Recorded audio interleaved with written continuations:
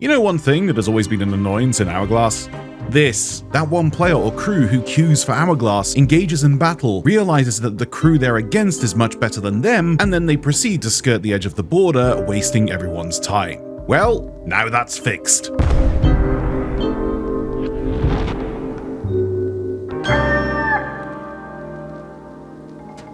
Hey you beautiful Buccaneers, Falcore here. So although things are feeling pretty glum at the moment with Sea of Thieves, with the cancellation of Season 19, and the absolutely insane back and forth with a doubloon reset where nobody knows where they stand, credit where credit is due, Rare have actually been cooking up some very nice changes to Hourglass. Now I know quite a few of you will hear that and think, so what? And I'd understand, as Hourglass isn't really Sea of Thieves, it's another game with the Sea of Thieves textures, but I'm genuinely impressed at the updates that are coming for season 19.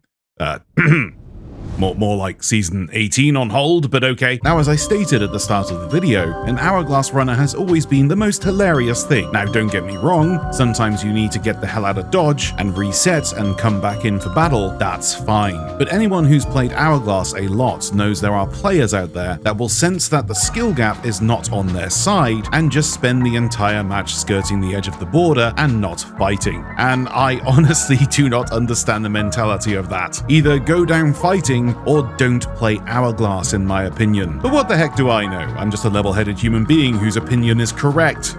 I'm also humble. So, bad news, you skirters. It's back to your Night Elf Hunter with this next update, because now, when you play Hourglass, the battle bounds will actually shrink as you play. Not only is this signified as a tooltip, you can also see it on your map. And here's the actual awesome part, you can see it visually as a red circle around the battle area. The last shrinking diameter means you're never out of firing range. Always at medium length cannon barrages, no matter how much you squirm away. The other feature of this is that it's no longer a case of your Hourglass exploding when you're in the red. You can stay in this small field of area as long as you want. But the change now is, if you leave the perimeter, you will instantly explode and the match is over. Now, talking on this, a few people have mentioned that this will encourage boarding plays and sailing people into the shroud rather than engaging in battle. And although I agree that it can be annoying when you want a ship-to-ship battle, but all the enemy team is doing is boarding constantly, I get that. But you also can't complain that you're not very good at defending for borders. So that's a skill gap you'll have to master a little more in this update. But moving on, let's say you do sink, or let's say you won and all your supplies are gone. What's next for you? A sail to an outpost, hoping no one else battles you, and then the long and boring process of gathering supplies once again, just so you can go into another battle. Well,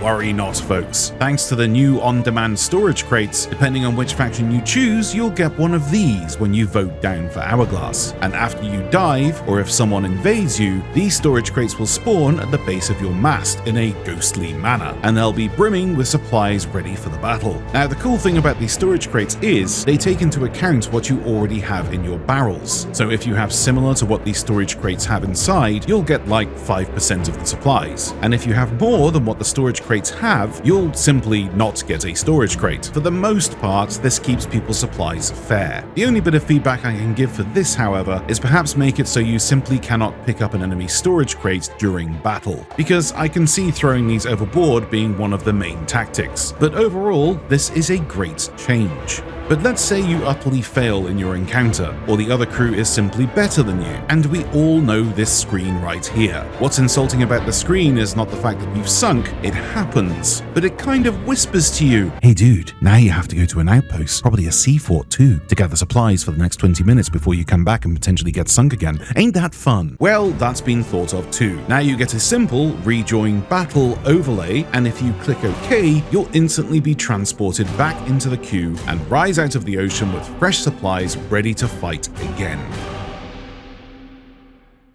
All in all, some pretty solid updates here from Rare. Like, I'm genuinely impressed. It's just a shame that this is 10 seasons late, and it's a solid update to a game mode most people shy from, which alienates a lot of the player base. But still, credit where credit is due, this is some good tinkering here. These are the kind of systems and thought processes we want to see more of in the future, just perhaps into things that help the entire player base. Anyway, that's your log, guys. Tell me what you think in the comments below, and don't forget to hit that like button and tickle the subscribe button's chin and call it a good boy, and I'll speak to you all very soon. Happy sailing.